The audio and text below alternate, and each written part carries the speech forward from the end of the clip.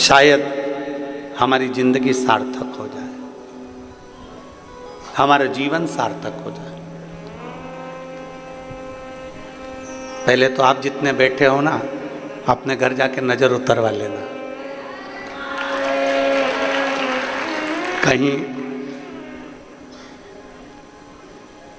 कोई ना कोई पुण्य तो तुम लोगों ने गजब का किया होगा, ये पक्का है।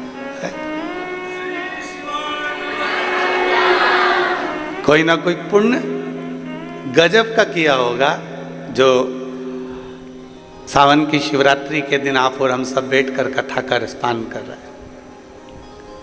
सहज नहीं है शिव पुराण, सरल नहीं है देवादिदेव महादेव की कथा। कितना सुंदर भगवान शंकर से माता सती ने कुछ प्रश्न किए हैं और कहते हैं कि अमरनाथ की गुफा में माता पार्वती जी ने भगवान शंकर से प्रश्न किए थे। सौराष्ट्र की पवित्र भूमि पर भगवान महेश से माता उमा ने प्रश्न किए थे। और कहते हैं काशी के अंतर्गत, काशी की पवित्र भूमि पर माता सती ने बारंबार भगवान शंकर से प्रश्न किए। कई प्रश्न माता सती भगवान देवादिदेव महादेव से करती हैं, कई प्रश्न। और उसी में एक प्रश्न माता सती ने भगवान शंकर से किया है। और वो प्रश्न, ये जितने शिव भक्त यहाँ बैठे हुए हैं और जितने आस्था चैनल के माध्यम से और फेसबुक यूट्यूब के माध्यम से अपने घरों में बैठकर श्रवण कर रहे हैं, उनको भी इस प्रश्न का उत्तर ज्ञात होना चाहिए। सती मैया ने एक प्रश्न, बड़ा एक भारी प्रश्न माता सती ने भगवान देवादिदेव महादेव से करा।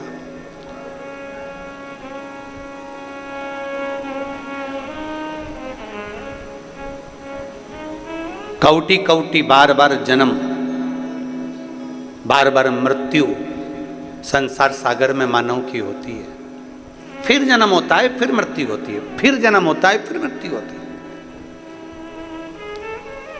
जगत गुरु शंकराचार्य जी ने तो अपनी भाषा में कहा है कि पुनरपि जननम पुनरपि मरणम से छूटना है, इससे मुक्त हो जाना है, इससे बाहर निकल जाना। अब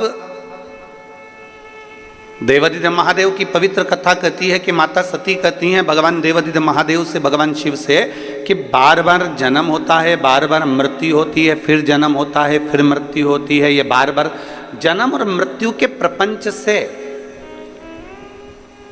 मनुष्य कब बाहर निकल सकता है? ये इस जो चक्र चल रहा है, एक साइकिल जो चल रही है, एक सर्कल जो चल रहा है, इस सर्कल से हम कब मुक्त हो सकते हैं? और तेरी कृपा बिना ना हिले एक भी अणु, लेते हैं श्वास तेरी कृपा से तनु तनु। हम इससे मुक्त कैसे हों? बार बार जन्म होना, बार बार मृत्यु होना, फिर जन्म होना, फिर मृत्यु होना, फिर जन्म होना, फिर मृत्यु होना, इससे मुक्ति कैसे मिल सकती है? इससे मोक्ष कैसे मिल सकता है? ये साइकिल कैसे बंद हो सकती है?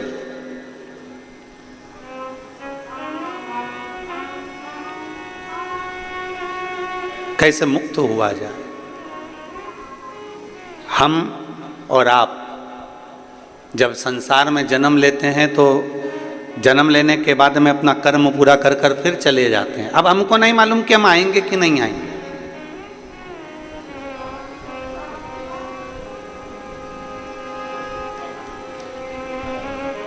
पैसा जैसे जेब में रहता है ना, और पैसा जेब में है तो खूब अच्छे वीआईपी होटल में भी रह लो, वीआईपी होटल में भोजन भी कर लो, वीआईपी होटल में आराम से रहो, खाओ पियो मौज करो। फिर तो वेटर आएगा तो वेटर भी तुम्हारा सूटकेस उठाएगा। तुम्हारे पास अगर पैसा है तो वेटर भी, सर जी सर जी सर जी सर जी क्या लाऊं, क्या लाऊं, बोलो सर जी क्या लेकर आऊं, बोलो सर जी क्या लाऊं।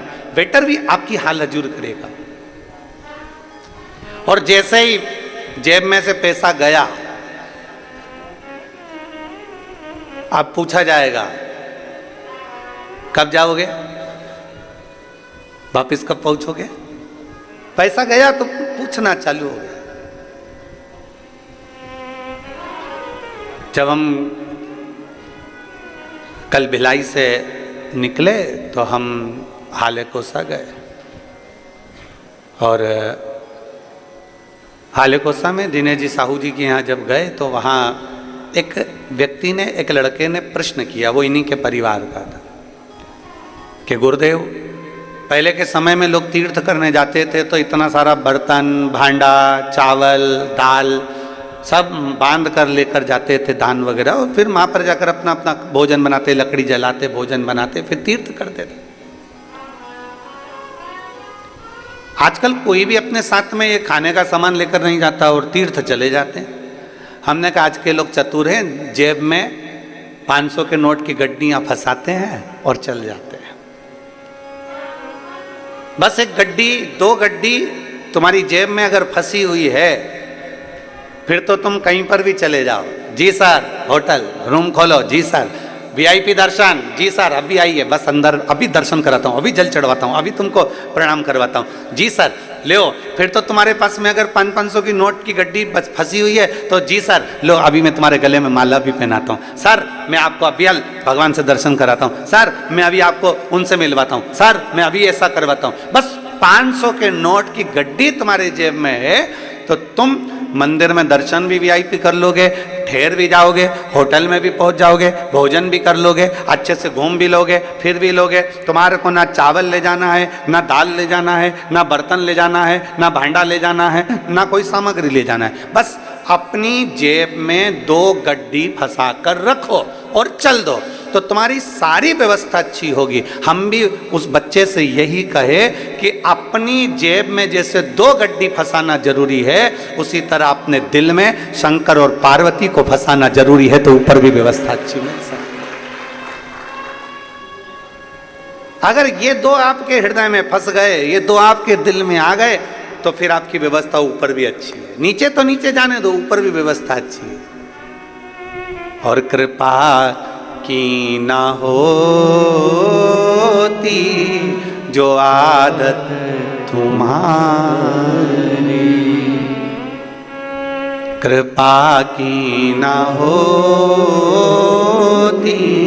जो आदत तुम्हारी,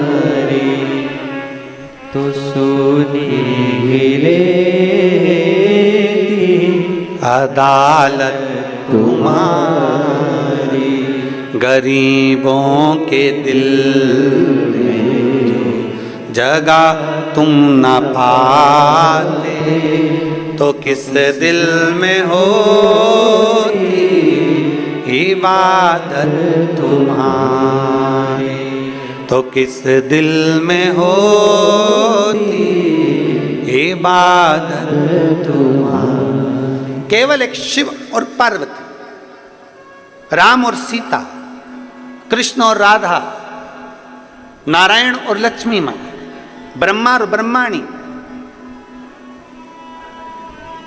ये 2 गड्डी है हमारी, और जिसको आपने दिल में, हृदय में रख लेना। और हृदय में अगर रखा गई तो फिर भगवत भजन का आनंद अपने आप प्राप्त होगा। तो ये जो ये जजमान बने हैं, चंद्रशेखर जी पिल्ले, पूर्णिमा जी पिल्ले, श्री अनिल शुक्ला जी, श्रीमती शकुंतला शुक्ला जी, परमेश्वर सिन्हा जी, आशा सिन्हा जी, ये जो जजमान बने हैं, इन्होंने शायद सोचा भी नहीं होगा। कहाँ खड़े हो जरा, चंद्रशेखर जी खड़े हो, अनिल शुक्ला जी खड़े होइए, परमेश्वर सिन्हा जी, इन्हें सोचा भी नहीं होगा कि बाबा कृपा करेगा और सावन के महीने में, और वो भी शिवरात्रि के दिन से करुणा कर देगा। कहीं हमारे पूर्वजों का पुण्य प्रबल हुआ होगा, ये कथा के यजमान पद प्राप्त किए, कहीं उसकी कृपा हुई होगी, बैठिए, कहीं उसकी करुणा हुई होगी, कहीं उसकी दया हुई होगी। एक विश्वास अपने भीतर प्रबल किया। 2 गड्डी हमने जेब में फंसा ली है और फिर तीरथ को चल दिए हैं। बस भगवान का नाम हमने हृदय में रख लिया और चल दी।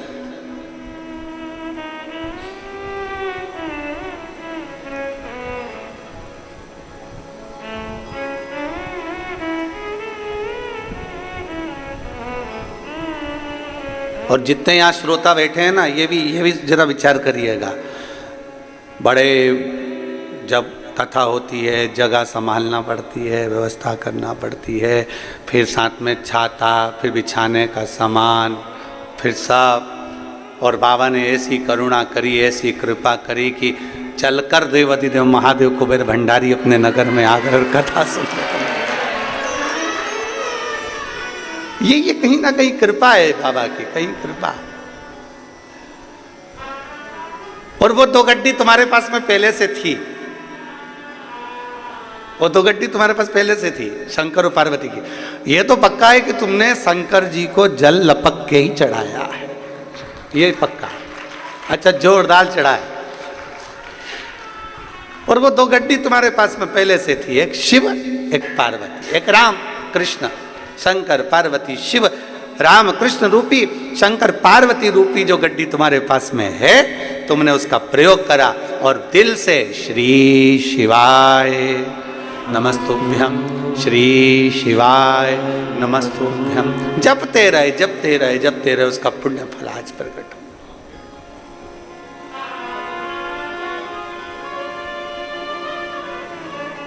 संपूर्ण जीवन का एक आनंद आप और हमको प्राप्त हो।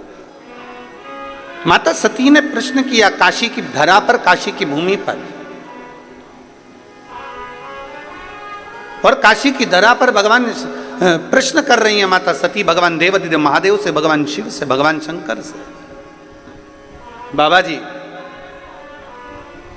हमारे मन के संशय को मिटा दीजिए। ये पुनरपि जन्म पुनरपि मरणम, बार बार जन्म बार बार मृत्यु के प्रपंच से कैसे छूटा जाए, वो हमको बता दीजिए।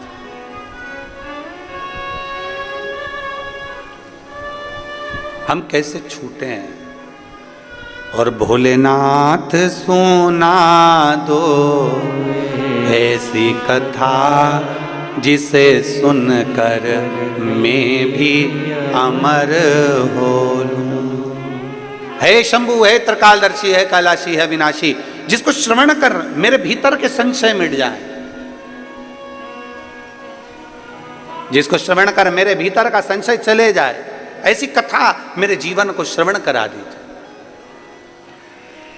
मुझे श्रवण करना है ऐसी कथा जो मेरे संशय को मिटा दे, मेरे संशय को समाप्त कर दे। मां भगवान देवाधिदेव महादेव सुन रहे हैं। माता सती बारंबार प्रश्न कर रही हैं, भगवान शंकर से बारंबार प्रश्न किया जा रहा है, बारंबार। और कितना सुंदर बात है, शिवपुराण कहती है यदि हमारा कर्म अच्छा है, यदि हमने श्रेष्ठ कर्म करा है, तो हमको भगवान को ढूंढने की जरूरत नहीं पड़ती, बाबा देवाधिदेव महादेव हमको ढूंढता है।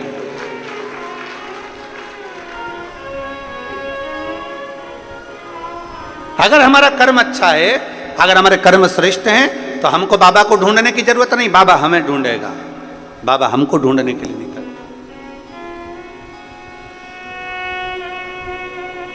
कर्म अच्छा करिए। अभी भिलाई की कथा में हमने एक बात कही थी कि बन सके जिस बच्चे को एजुकेशन की जरूरत है, अच्छी पढ़ाई की जरूरत है, और बच्चा अच्छा पढ़ना चाहता है, तो उस बच्चे को अच्छी पढ़ाई कराइए। किसी को चिकित्सा की जरूरत है और बहुत बीमार व्यक्ति है और उसको चिकित्सा की जरूरत है, तो उसको अच्छी चिकित्सा कराए। किसी को एजुकेशन चाहिए, उसको एजुकेशन दिलाया जाए। किसी को चिकित्सा चाहिए, उसको चिकित्सा दिलाई जाए, जिससे वो अच्छे से अपने जीवन को आनंद पूर्वक जी सके, वो आगे बढ़ सके।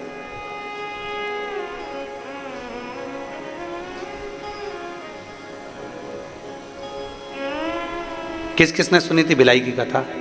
हाथ उठाओ जरा। सभी ने सुनी है? रख लो रख लो रख लो। अगर चिकित्सा की जरूरत है तो चिकित्सा मिले, और यदि कहीं शिक्षा की जरूरत है तो शिक्षा मिले। और प्रयास करें कि अच्छी शिक्षा अच्छी चिकित्सा जनमानस तक पहुंचे।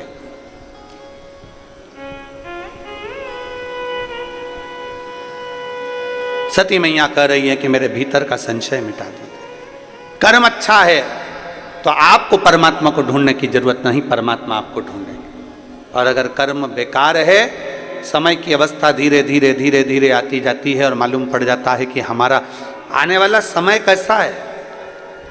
बचपन में कुछ अच्छा करा है तो जवानी में प्राप्त होता है, और जवानी में कुछ अच्छा करा है तो अधेड़ी में प्राप्त होता है, और अधेड़ी में कुछ अच्छा करा है तो बुढ़ापे में प्राप्त होता है। और यदि हम पूर्व से ही केवल थोड़ा थोड़ा थोड़ा थोड़ा पाप कर्म हमारा इकट्ठा होता गया तो बुढ़ापे में ये मत सोचना कि बहू 2 रोटी दे देगी, बुढ़ापे में यह मत सोचना कि परिवार के लोग जी हजूरी कर लेंगे।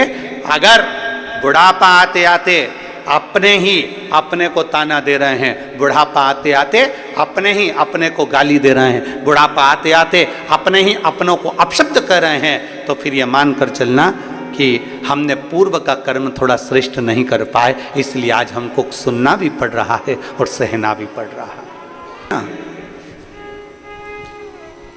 इनको ज़्यादा पैसा नहीं मिलता है, ये तो थोड़ा बहुत मायके गई, पापा ने दे दिया, माँ ने दे दिया, बाबूजी ने दे दिया, महतारी ने दे दिया, थोड़ा थोड़ा इकट्ठा करती है।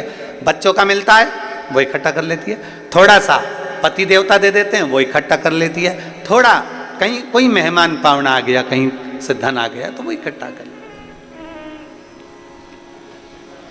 जो नौकरी करती है उनका नहीं कर रहे हम, जो सर्विस कर रहे हैं उनका हम नहीं कर रहे, हम तो जो घर की दीदियां हैं, घर की हमारी बहनें, हमारी जीजियां हैं, हम उनका करें। थोड़ा थोड़ा थोड़ा थोड़ा 50, 100, 500, 200, 25, 50, 100, 500, 200 इकट्ठा कर लेती। किसके लिए इकट्ठा कराएंगे? बोलो बोलो जरा जीजियों, बोलो जरा जम के। खुद के लिए? बोलो जम के।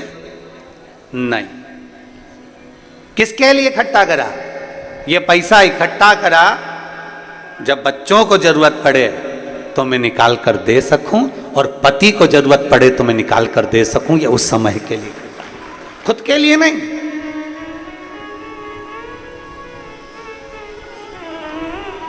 एक कथा, अमलेश्वर की कथा में हमने कहा था कि स्त्री से उसकी उम्र मत पूछो और पुरुष से उसकी आय मत पूछो। स्त्री से उम्र मत पूछो और पुरुष से, जम के बोलो जरा, आय मत पूछो। क्यों? स्त्री से उम्र इसलिए नहीं पूछिए क्योंकि स्त्री अपने लिए नहीं जीती, एक नारी जब भी जीती है अपने परिवार के लिए जीती है, इसलिए नारी से उसकी उम्र नहीं पूछी जाती, उसकी उम्र नहीं पूछते कि तू कितने साल की है।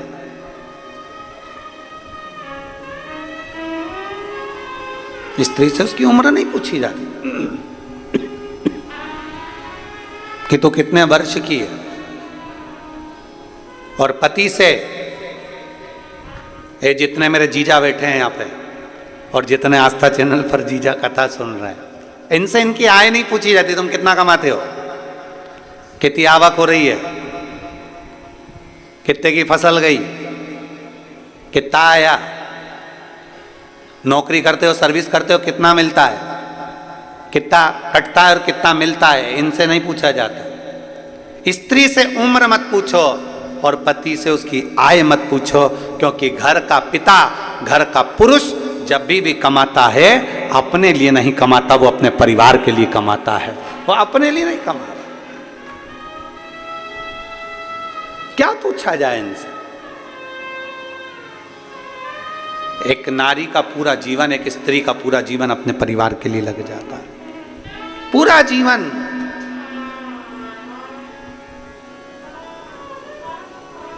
एक पुरुष का पूरा जीवन कमाने में, शुरू से बस कमाना कमाना कमाना कमाना कमाना, और कमाते कमाते कमाते कमाते उसका पूरा जीवन केवल परिवार के लिए हो जाता है, परिवार के लिए। जब उसको पता चलता है कि मेरी पूरी उम्र निकल गई और मैंने इसका भोग ही नहीं भोगा। मधुमक्खी छत्ता बनाती है,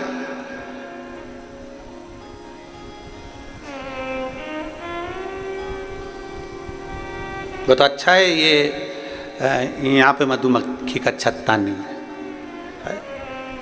एक बार कहीं कथा करने गए थे बिहार साइड में, तो वहाँ मधुमक्खी का छत्ता था। अब वो इतनी बड़ी बड़ी ये लाइटें जलती हैं, तो वो मधुमक्खी का छत्ते में से मक्खियाँ निकल निकल के सब इधर उधर।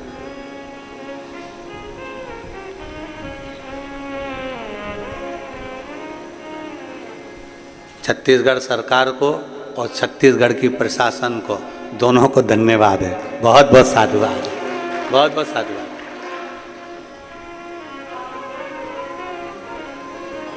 मधुमक्खी अपना छत्ता बनाती है, जगह जगह से पुष्प का रस लेकर आती है और शहद बनाकर तैयार करती है। उसको लगता है मैं खाऊंगी, अब मैं तैयार करा, अब मैं खाऊंगी, अब मैंने तैयार करा, अब मैं पाऊंगी।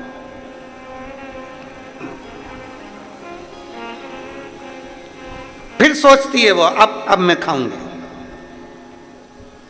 जीवन बहुत विचित्र है। मेरी जीजियों, मेरे जीजाओं, मेरी बेटियों, मेरे बेटाओं, मेरी माताओं, मेरे भाई, मेरे बंधु, मेरी माताएं, ध्यान रखना, जीवन बड़ा विचित्र है। जब दांत रहते हैं तब खाने को चने नहीं मिलते हैं, और जब चने मिलते हैं तो मुंह में दांत नहीं रहते। पूरा जीवन तो हम संघर्ष में निकाल देते हैं। बस मेहनत करूंगा, अभी थोड़ा कमा लूंगा ना, इसके बाद घर बनाऊंगा, घर बनाऊंगा, एक नंबर का मकान बनाऊंगा, गाड़ी लाऊंगा, ये करूंगा, वो करूंगा। मालूम पड़े घर भी बना लिया, गाड़ी भी लिया है, पर शरीर ऐसा हो गया कि घर तो नंबर 1 का बनाया, पर ऊपर एक बार अगर चढ़ गई तो 3 दिन बाद नीचे उतरी है। फिर क्या मतलब का घर? कई कई माताओं को बड़ा शौक रहता है, बस अपने पति से कहती हैं अपने एक मकान बनाएंगे। इतनी बारिश होती है ना, कपड़े सुखाने की जगह नहीं है अपने घर में। अरे बोलो तो सही है कि गलत है? अपने यहाँ कपड़े सुखाने की जगह नहीं है, अपन एक मकान बनाएंगे और घर में ऐसा ऊपर ऐसा शेड लगा देंगे जहां पर कपड़े सूख जाए, कर जाए, और ऊपर अपन 2 मंजिल का बना लेंगे, बच्चों का कमरा अलग, इस बेटी का कमरा अलग, दामाद अलग, तो ये सब चीज कमरे कमरे बना देंगे और ऊपर अच्छी व्यवस्था कर देंगे कपड़े वपड़े सूखने की। अब मालूम पड़े बेचारे पति ने हिम्मत कर कर, मेहनत कर कर, कमा कर घर बना दिया। घर के ऊपर कमरे, कमरे के ऊपर छत भी बना दी, और छत पे ऐसी व्यवस्था भी कर दी कि कपड़े सूख जाएं। अब मालूम पड़ा जब मकान बनाने का कहा गया था तब उम्र दूसरी थी, और आज जब कपड़े की बाल्टी लेके ऊपर चढ़ी तो मालूम पड़ा 4 घंटे तक वहीं पर बैठी है। भगवान भोलेनाथ, शंभुनाथ, त्रिकालदर्शी, कैलाशी, अविनाशी, इतने में नीचे आवाज पहुंची बहू के पास में, मम्मी क्या हो गया? इतने में मम्मी झरोके में से झांक के बोली, तेरी मम्मी जा रही ऊपर। तुरंत नीचे से बहू दौड़ी दौड़ी ऊपर गई और मम्मी को देखा हालत खराब, मम्मी को पानी वानी पिलाया उसने।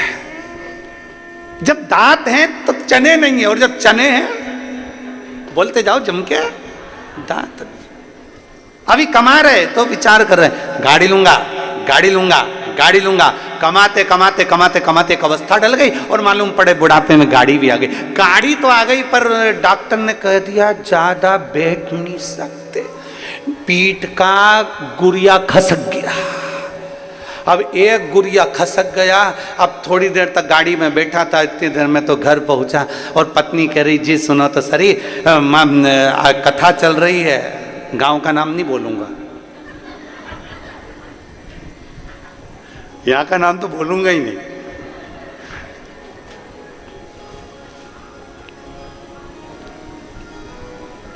वो तो बहुत समझदार हो तुम, वैसे समझ जाओगे।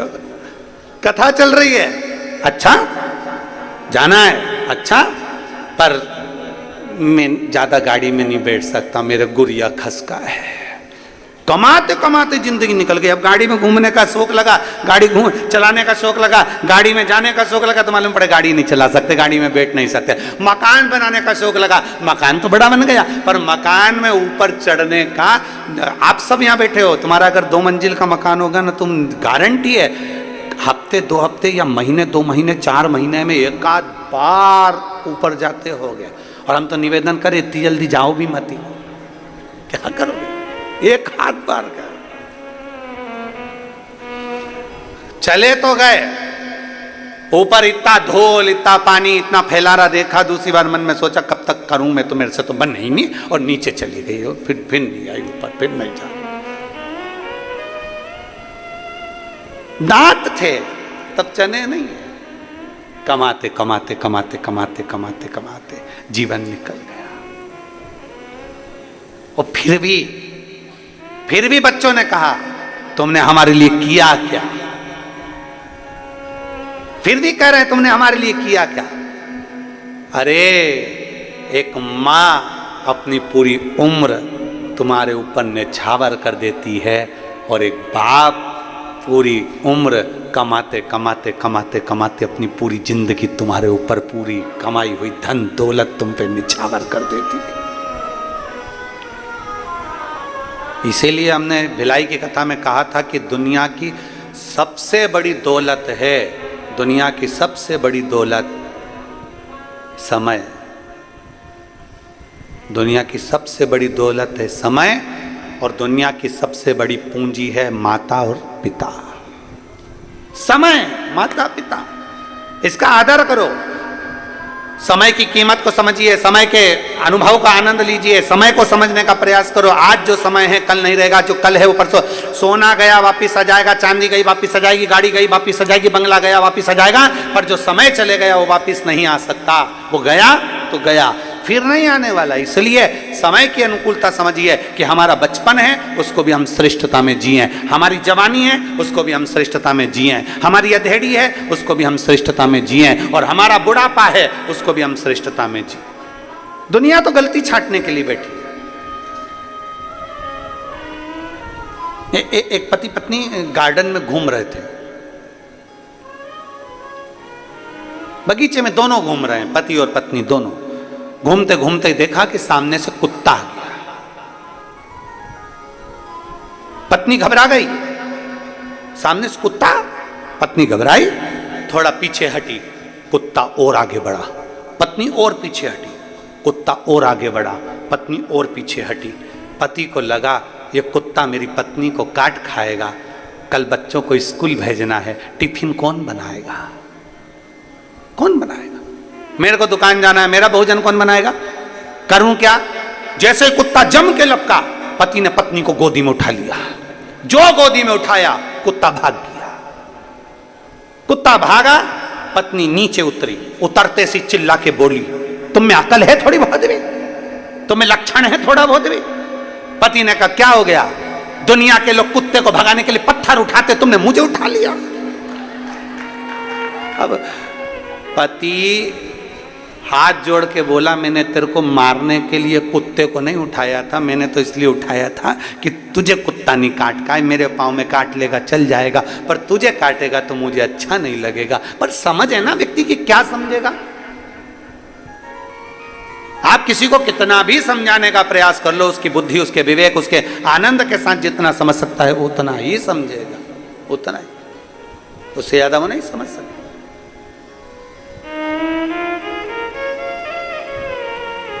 बहुत बहुत कठिन है। महाराज, ज्ञानी को समझाया जा सकता है, समझा सकते हैं, अज्ञानी को समझाया जा सकता है। ज्ञानी को समझाना सरल है, अज्ञानी को समझाना सरल है, पर अभिमानी को समझाना दुनिया का सबसे कठिन काम है। आप अभिमान वाले व्यक्ति को नहीं समझा सकते, जिसके अंदर अभिमान भरा हुआ, अहंकार भरा हुआ, मैं और मेरा। लंकाधिपति रावण को कितना समझाया मंदोदरी ने?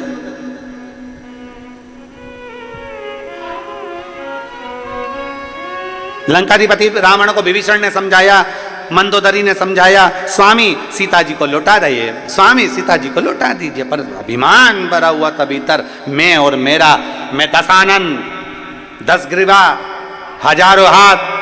क्या समझती है मंदोदरी तुम मुझको?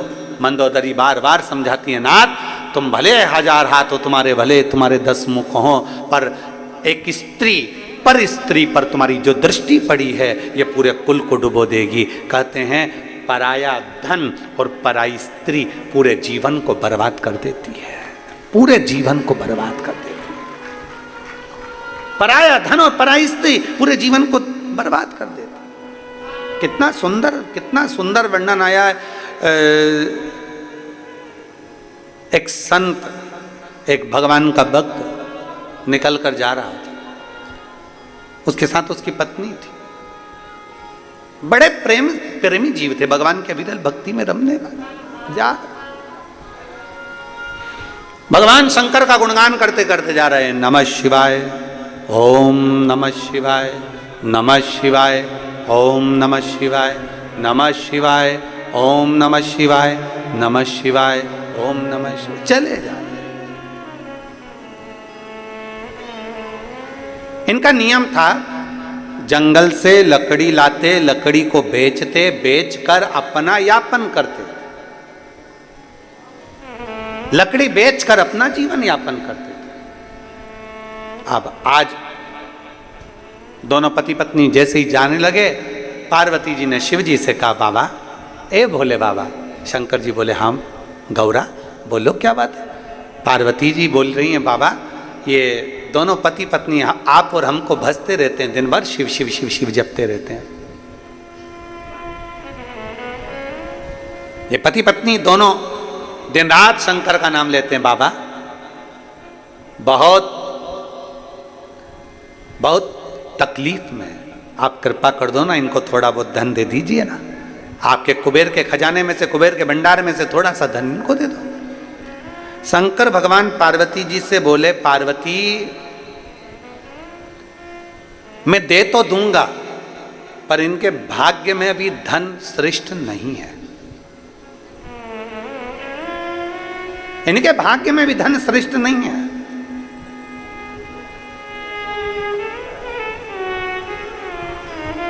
जिसका जितनी किस्मत में होता है, जब भाग्य में होता है तब प्राप्त होता है।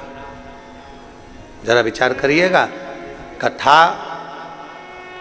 मुंगेली में होने वाली थी, डोम लग चुका है, स्टेज बन चुका है, मंच व्यवस्था हो चुकी है, सारी व्यवस्था हो चुकी है, पर पानी कीचड़ सब उस पंडाल में इतना भर चुका था कि पांव रखो और पांव उसमें जा रहा था, दब रहा।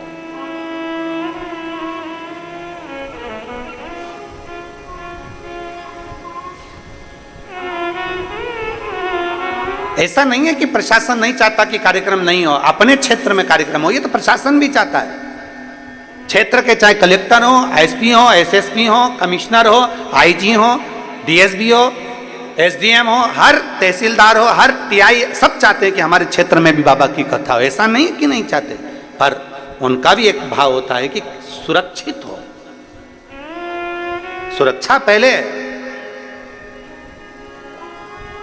क्योंकि देखा हुआ है, अभी भिलाई में जो कथा हुई है, भिलाई में 3 बार पहले कथा हो चुकी है, पर आपने देखा होगा ये जो चौथी कथा भिलाई में हुई, जो 3 कथा हुई है, उन कथा से भी ज्यादा भीड़, ज्यादा भक्त भिलाई की इस कथा में पहुंच गए, और इतने भक्त पहुंचे कि पूरी रोडों पर चारों तरफ भक्त भरे हुए थे।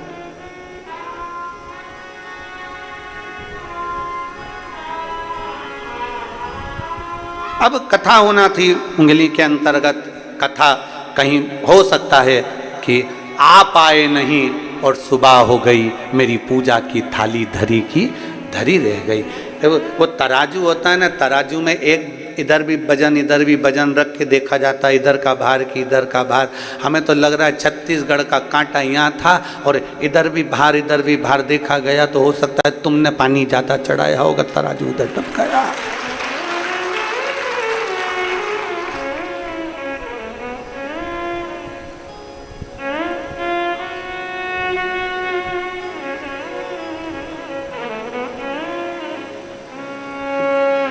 जैसे कथा यहाँ हो रही है वैसी की वैसी वहाँ पर भी प्रशासन ने उनसे कहा कि देखो आप चाहो तो एक कोई स्टेट में कोई अच्छा ग्राउंड मिल जाए, ऐसा छोटा सा कोई हॉल मिल जाए जिसके अंदर आप ऑनलाइन करा सकते, और नहीं हम कथा विशाल करा। और तुम समझदार थे, तुम बड़े चतुर थे और तुम लोगों ने सोच लिया बिल्ली के भाग से चीटका टूटा है, मक्खन अपने ही भाग्य में आ जाए तो अच्छा है। भाग्यशाली। ऐसा नहीं कि प्रशासन नहीं सोचता, कार्य के लिए सोचता है, पर सुरक्षित हो, सबकी रक्षा हो, सब श्रेष्ठता, सुरक्षा के साथ। इनकी किस्मत में नहीं है। भगवान शंकर कह रहे हैं पार्वती अगर मैं इसको सोना चांदी दे भी दूं, हीरे पन्ने दे दूं, पर इन दोनों पति पत्नी के भाग्य में नहीं। कैसे नहीं है? प्रभु बहुत साधारण है ये लोग, दे दो ना, थोड़ा सा धन दे दो ना। शंकर भगवान बोले ये दोनों पति पत्नी नहीं ले सकते, मुझे मेरा विश्वास कहता है शंकर की आराधना करने वाला, शंकर की उपासना करने वाला ये दूर रहता, पर धन से भी दूर होगा और पर स्त्री से भी दूर होगा,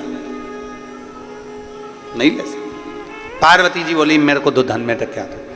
पार्वती जी ने एक लाल कपड़े में थोड़ा सा आभूषण, माणिक मोती, सोना चांदी, हीरा पन्ना बांधा और रास्ते में डाल दिया। जहां रास्ते से ये दोनों जा रहे थे, दोनों अलमस्त होकर नमः शिवाय, ओम नमः शिवाय, नमः शिवाय, ओम नमः शिवाय, नमः शिवाय, ओम नमः शिवाय बोलते बोलते जा रहे थे। इतने में पति की दृष्टि उस धन पर पड़ गई। पत्नी थोड़ी पीछे थी, पति की दृष्टि पड़ी धन पर। पति ने देखा किसी का सामान गिर गया है, सोना चांदी। पति ने देखा पीछे पत्नी आ रही है, उसने तुरंत वहीं से मिट्टी हटाई और उस पे धन पे डाल दी।